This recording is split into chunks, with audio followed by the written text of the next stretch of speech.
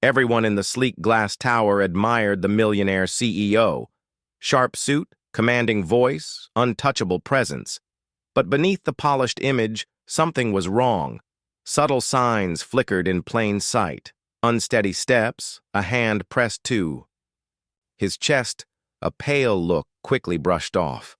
The executives laughed it away, dismissing it as stress. Doctors scheduled for next week. No one wanted to challenge the powerful man. No one, except the black janitor mopping the floors whose quiet eyes noticed what others ignored. What he saw and what he chose to do would determine whether the CEO lived or died. The headquarters of Weston Global gleamed like a monument to wealth. Polished marble floors reflected expensive shoes. Glass walls showcased the skyline as if the city itself bowed to its empire. At the very top, in a corner office bigger than most apartments, sat Richard Weston, the kind of CEO who commanded respect without needing to ask for it. People whispered that he never missed a day of work, never let weakness show, never allowed a crack in his armor. To the staff, he was more than a boss. He was an institution. Down in the shadows of the same building, unseen yet always present, was Samuel Carter. For 20 years, Samuel worked nights as a janitor. His uniform was plain, his mop silent against the floor, his presence almost invisible to the people he served. Few bothered to learn his name. To many, he was simply the janitor, a background character in their daily play of power. But Samuel noticed things others didn't. He always had. A forgotten briefcase left unlocked. A secretary's tear, wiped away before a meeting. And now, the subtle frailty of the man everyone thought was invincible. Each night, as Samuel cleaned the executive floor, he caught glimpses of Richard Weston. And each night, the signs grew more obvious. A stagger in his walk, a tremor in his hand, a shortness of breath after climbing just a few steps. It was the kind of thing you couldn't ignore if you were paying attention, but no one else was. Maybe they didn't want to see weakness in a man who was supposed to be flawless. Maybe they assumed someone richer, someone whiter, someone above. Samuel would handle it. But Samuel knew better. He had seen this before. And deep down, he feared exactly what it meant. Samuel's nights followed a quiet rhythm. Empty offices, the hum of computers left running, the echo of his cart rolling across marble floors. But that rhythm began to break, the more he noticed Richard Weston's condition deteriorating. What had started as occasional winces soon turned into more alarming signs. One evening, Samuel saw the CEO pause in the hallway, gripping the edge of a table, his face pale and damp with sweat. Another time, he overheard Weston coughing in the restroom, a sound too deep, too raw to be dismissed as a passing cold. Samuel's mind kept flashing back to his father, who had worked himself to the bone in a steel mill until one night, a heart attack took him in his sleep. The symptoms were eerily familiar: shortness of breath, fatigue, denial. Samuel had lived through it once. He could not stand by and watch it happen again, not even to a man who barely noticed him. Yet the problem was not simply seeing the danger, it was being heard. Samuel knew the unspoken rules of the building. Executives spoke, janitors listened. His presence was tolerated only because it was invisible. Speaking up risked ridicule or worse. The racial divide made the silence even heavier. In a world where men in expensive suits rarely looked beyond his uniform, what chance did he have to warn them? Still, Samuel tried. The first time, he gently mentioned to an assistant that Mr. Weston didn't look well. She brushed it off with a tight smile, muttering that the boss works too hard, but he'll be fine. The second time, Samuel dared to approach one of the floor managers. The man's eyes narrowed, as though it were audacious for a janitor to comment on the health of a millionaire. "Stick to cleaning, Carter," he said coldly, before turning away. It would have been easy to retreat into silence, to let their indifference absolve him. But each ignored warning only sharpened Samuel's resolve. He kept watching, and what he saw terrified him. Richard Weston began canceling brief appearances, something unheard of for a man who prided himself on being tireless. In meetings, Samuel noticed the CEO sitting unusually still, as though conserving energy. More than once, Samuel found a water glass left behind with faint traces of blood at the rim. The building whispered about stress, about aging, about pressure, but Samuel knew. This was not just exhaustion. This was a man's body failing while the world pretended not to notice.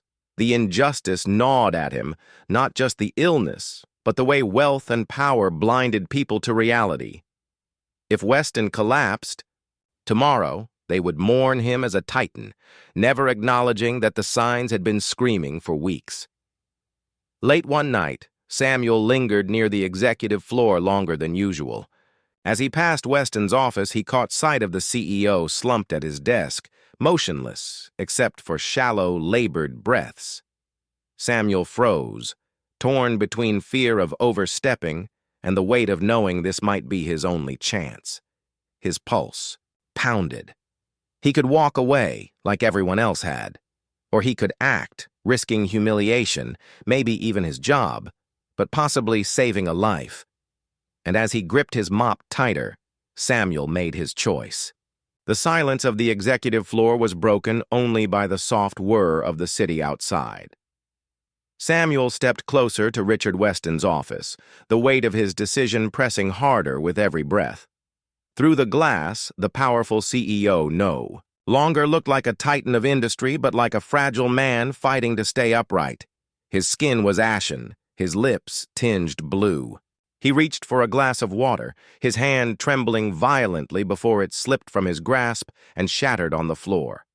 Samuel rushed in, his instincts louder than the rules that had kept him silent for so long. "Mr. Weston," he said firmly. Though his voice shook, the CEO tried to wave him off, attempting to mask his weakness with pride, but the mask was gone. His body betrayed him, slumping forward, eyes rolling back as he collapsed against the desk. Panic threatened to choke Samuel, but memory steadied him. He had seen this before. Heart. The same warning signs, the same spiral.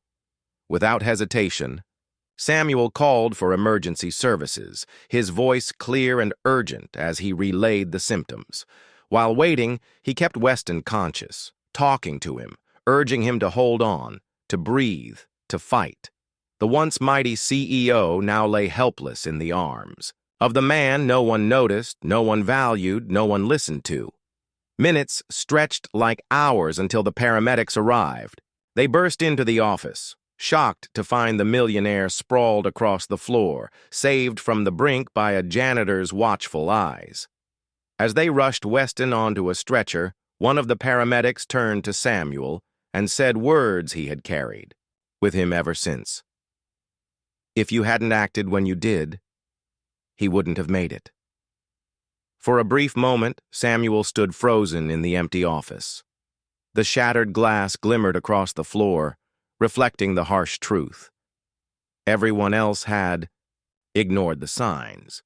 But the man society dismissed as invisible had just changed the course of a powerful life. When Richard Weston returned to his office weeks later, it wasn't in a tailored suit or with the commanding stride that once defined him. It was slower, softer, his body weaker, but his eyes sharper with a new awareness. The heart surgery had saved his life, but it was Samuel Carter's courage that had made it possible. News of the incident rippled quietly through the building. Executives whispered in disbelief that the man they had all overlooked, the janitor, who blended into the background, had been the one to save the company's most powerful figure. For a few days, there were handshakes, pats on the back, even hushed acknowledgments of gratitude. But Samuel noticed how quickly the admiration faded back into silence. To many, he was still just the janitor. The hierarchy of power and race reasserted itself, even in the shadow of a miracle. Richard Weston, however, could not forget. The reality gnawed at him. How many times had he passed Samuel without a word? How many times had he relied on the comfort of invisibility, never questioning the sharp eyes that noticed what wealth and privilege refused to see? For the first time, Weston confronted a truth he had long ignored. Value is not written in titles or stitched into expensive suits. Sometimes it is found in the quiet dignity of those the world tries to erase. Samuel never sought recognition. He continued his work, mop in hand, moving silently through the marble halls. But deep down, he carried the unshakable knowledge that his choice had mattered. Against a wall of indifference, he had seen a man's humanity and refused to look away. And that's where the story leaves us, not with applause or a fairy tale ending, but with a question. How many times do we ignore the signs, not just of illness, but of injustice, pain, or struggle, because the person bearing them is someone society teaches us not to see? Perhaps the real measure of character is not in how high we stand, but in whether we dare to notice those who stand quietly beside us.